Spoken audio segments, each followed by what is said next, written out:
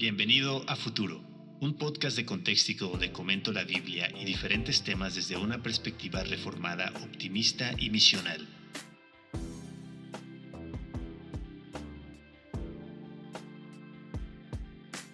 Prepárate para una perspectiva del futuro que te cambiará el presente. Hey, ¿qué tal? Bienvenidos a un nuevo episodio de Futuro. Por fin llegó el episodio 9. Ya nos habíamos tardado un poquito para hacer este episodio, pero aquí estamos de regreso con Futuro y hoy vamos a estar estudiando un texto que me encanta y algo que quiero hacer en los próximos episodios. Estuve pensando que quería ahondar más en el tema del postmilenialismo, de qué es el postmilenialismo o qué enseña el postmilenialismo, que fue el episodio anterior, y voy a estar retomando un poco de lo que estuvimos hablando en el episodio anterior.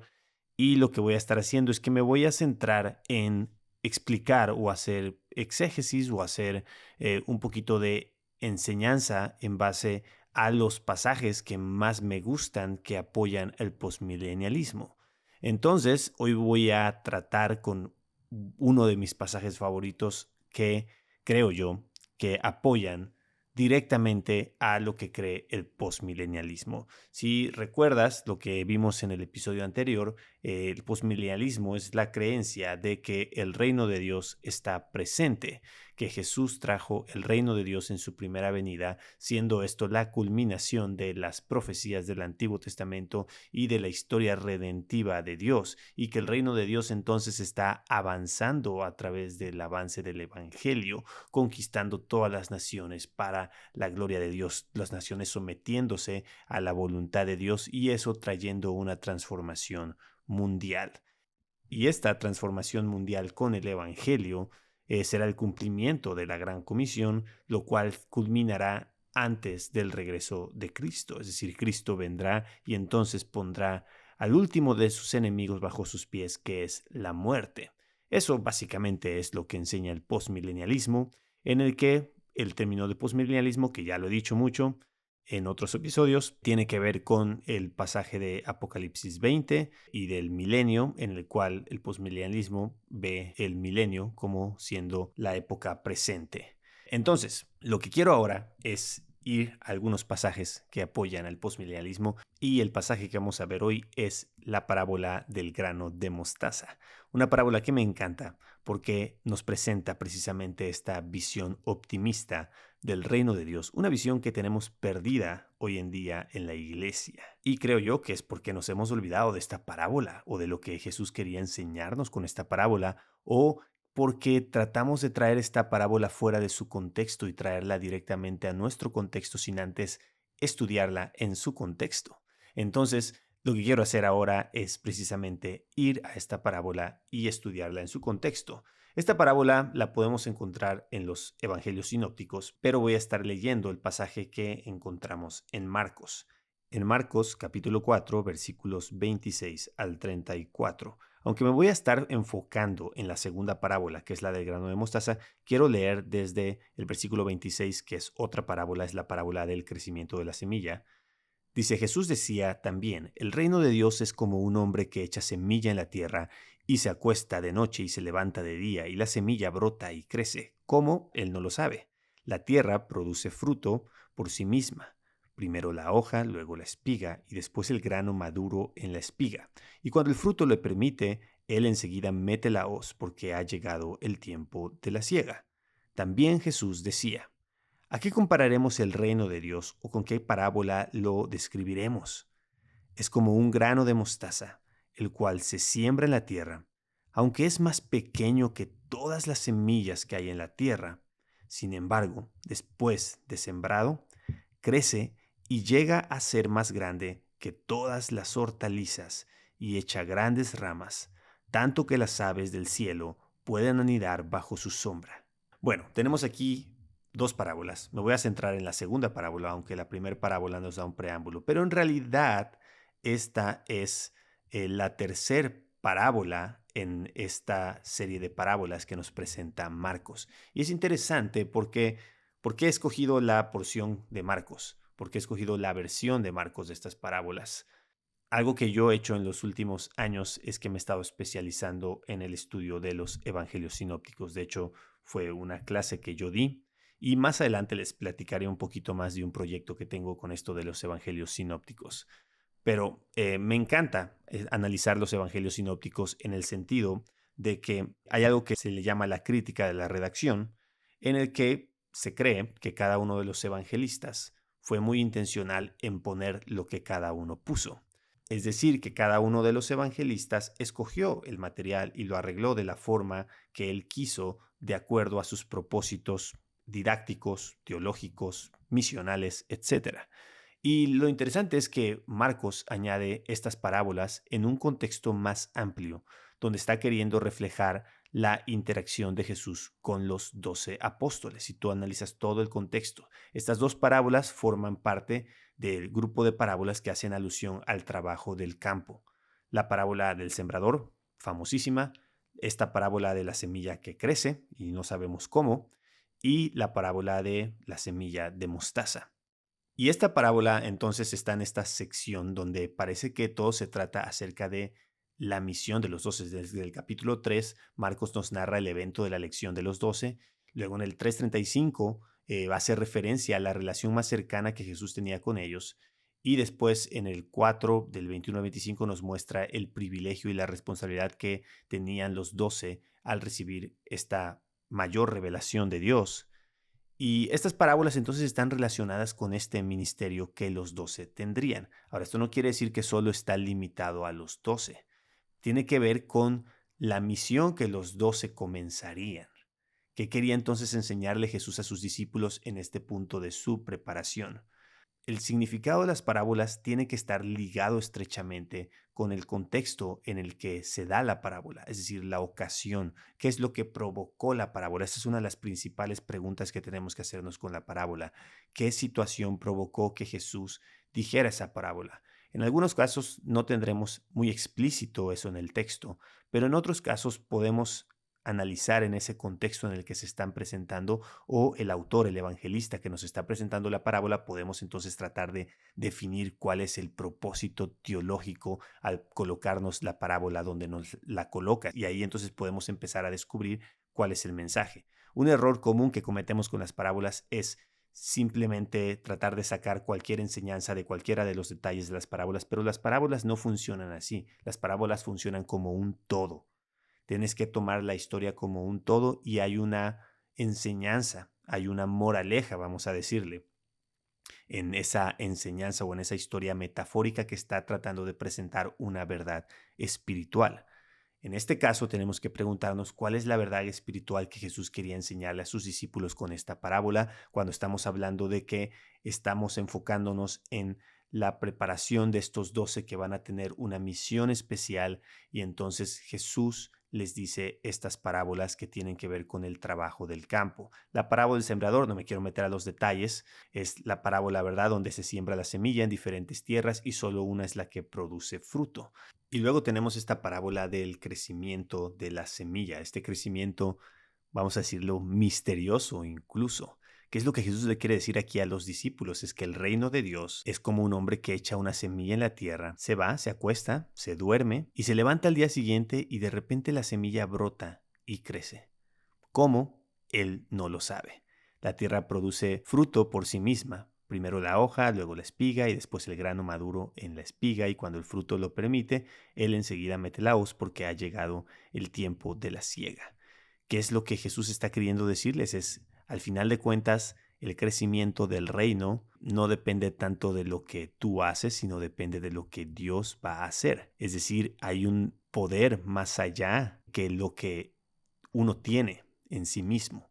Uno solo va y lleva la palabra, uno solo va y lleva la semilla, porque la semilla es eso, es la palabra del Evangelio. Y esto ya nos da una idea interesante, que el reino de Dios es como un hombre que echa semilla en la tierra. Es decir, el reino de Dios crece ¿con qué? Con la palabra. El reino de Dios no crece con la espada. Muchas veces muchos tratan de caricaturizar el postmilenialismo como una posición, porque hablamos en el postmilenialismo, en esta postura hablamos del dominio. es la escatología del dominio, la escatología de la victoria, y se llega a caricaturizar como esta idea medieval de las cruzadas o incluso como las ideas islámicas acerca de la conquista del Islam con la espada, y no es así. Para nada, no hay ningún postmilenialista que crea que el reino de Dios avanza con la espada o con la fuerza militar o como quieras llamarle o con el gobierno. Eso es una completa idea errónea acerca de lo que el postmilenialismo cree, porque el reino de Dios avanza con la palabra, con la semilla que se siembra, y después el resto es Dios quien se encarga de darle crecimiento. Y entonces aquí llegamos a la parábola que es la que me encanta,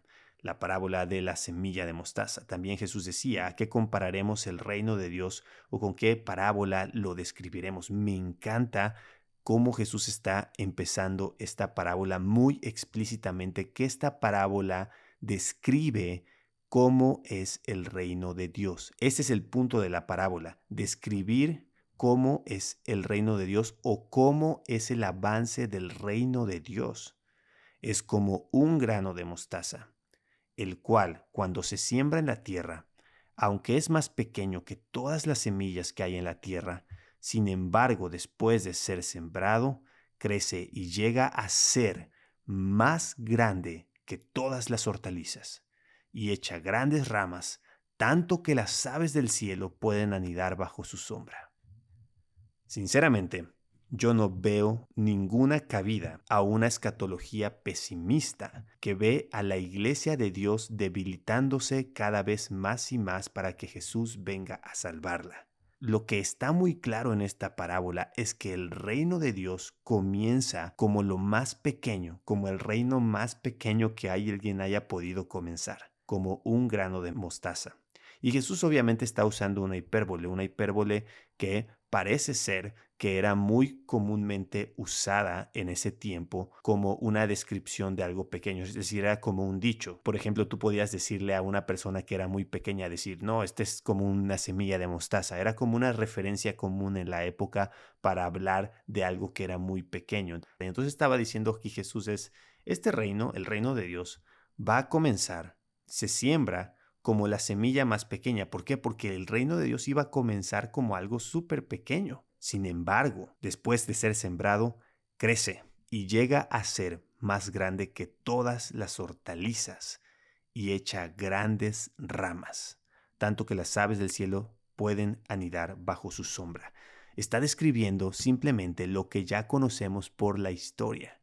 ¿Y cuál es la historia? Jesús es la semilla misma. Jesús mismo dijo en otra ocasión que si la semilla no cae y muere, no lleva fruto, haciendo referencia principalmente a su muerte, que Jesús tenía que ser sembrado como una semilla, muerto para resucitar. Y con su resurrección Jesús ascendió al trono y está ahora sentado a la diestra del Padre, reinando, comenzando su reino. Entonces ese reino que comienza con una persona, el mismo rey, tomando su cruz y muriendo y siendo sembrado como una semilla, entonces de ahí brota el reino de Dios. Y el reino de Dios comienza entonces con un puñado de 11 que quedaron, luego se añadió otro, y 120 que estaban en Pentecostés, pero de ahí comenzó el crecimiento agigantado del reino, con miles y miles y miles convirtiéndose al Evangelio. Y entonces el reino comenzó a esparcirse desde Jerusalén a Judea, a Samaria y hasta el último de la tierra, y hoy en día tenemos millones de cristianos en todo el mundo. ¿Y sabes qué? La mejor noticia es que la historia no ha acabado. Solemos pensar que estamos viviendo en el final de la historia. Es lo que se nos ha dicho por los últimos 20 o 30 años, pero ¿qué si te dijera que no estamos en el final? ¿Qué si tal vez estamos en la mitad de la historia? ¿Qué tal que solo estamos en el principio de la historia? ¿Te has puesto a pensar eso? ¿En qué nos basamos para decir que estamos al final? Nos basamos en una interpretación pesimista de la escatología bíblica. Pero lo que yo veo aquí con Jesús es un reino creciendo. Lo que veo en esta parábola es un reino creciendo y avanzando, y sus ramas avanzando de tal forma que las aves del cielo pueden anidar en este árbol, lo cual nos habla del alcance y protección que el reino de Dios tiene. Y es que es la realidad que vemos, es la realidad que tú puedes ver a través de la historia, donde el reino de Dios avanza, el reino de Dios trae sombra y protección a los que le rodean, no solo a los que creen en Jesús, sino incluso a los que rodean a eso. Tú pones una iglesia en una ciudad y esa iglesia tiene que ser sombra, tiene que dar sombra a la sociedad en la que está esa iglesia. Tú pones un cristiano que está rendido al señorío de Jesucristo y que está viviendo de acuerdo a las leyes del reino de Dios, y entonces ese cristiano va a ser sombra, va a ser ese árbol que puede dar esa sombra y esa protección y esa cobertura a las aves del cielo. Ese es el proceso natural. Y mientras más avancemos con el evangelio, entonces esa protección al mundo será cada vez más evidente. ¿Y por qué dije antes que solemos sacar esta parábola, voy a decir, del contexto histórico? Es porque pensamos que esta parábola se dijo en nuestros días. Pensamos que Jesús está diciendo la parábola hoy. Pero Jesús dijo esta parábola hace 2000 años. Jesús dijo hace 2000 años que el reino de Dios era como esta semilla de mostaza, la más pequeña de todas, pero que se siembra y cuando crece viene a ser la más grande de todas.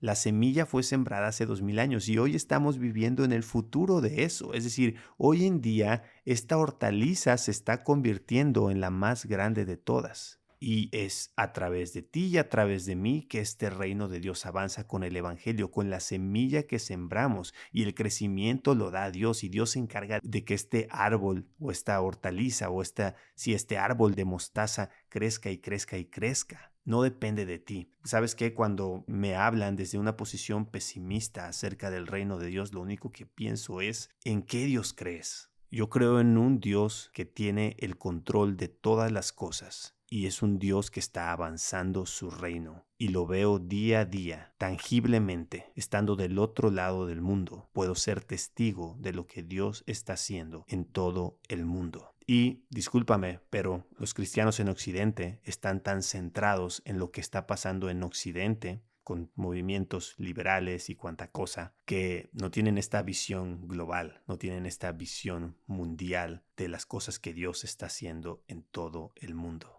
El reino de Dios está avanzando y se está convirtiendo poco a poco, misteriosamente, porque también se une con esta otra parábola de que no sabemos a veces ni cómo, ¿no? Tenemos testimonios como lo que pasó en la China comunista, ¿no? Tenemos episodios a través de toda la historia en los que parece que la iglesia está retrocediendo, y probablemente en algunas partes del mundo estos últimos 20 años han sido un periodo en el que pareciera como que no, que el reino no avanza, que las cosas no avanzan en la iglesia y nos estamos retrocediendo, pero estás hablando de 20 años en un periodo de 2000 años. ¿Y quién te dice que en los próximos 100 años las cosas no van a despuntar para la iglesia y para el reino de Dios de una manera increíble o sorprendente? O en los próximos 500 años. Pero no, como se nos ha dicho que estamos en el final y nos hemos llegado a creer que estamos en el final, entonces paremos todo y esperemos que Cristo venga. Y a ver, no estoy diciendo que no deseamos que Cristo venga. Claro que deseamos que Cristo venga. Lo que estoy diciendo es que una perspectiva pesimista acerca del avance del reino de Dios, lo único que va a hacer es pararnos. Nos va a estorbar en nuestra tarea de seguir avanzando con el reino de Dios.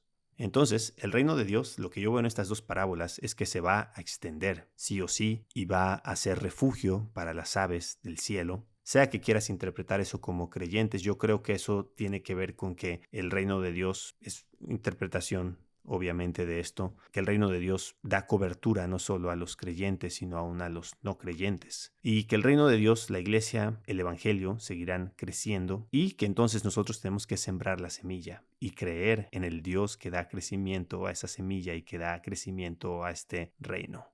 Entonces, simplemente te invito a reflexionar en esto, en esta parábola, y que tengas una mejor perspectiva para el futuro. Nos vemos en el siguiente episodio.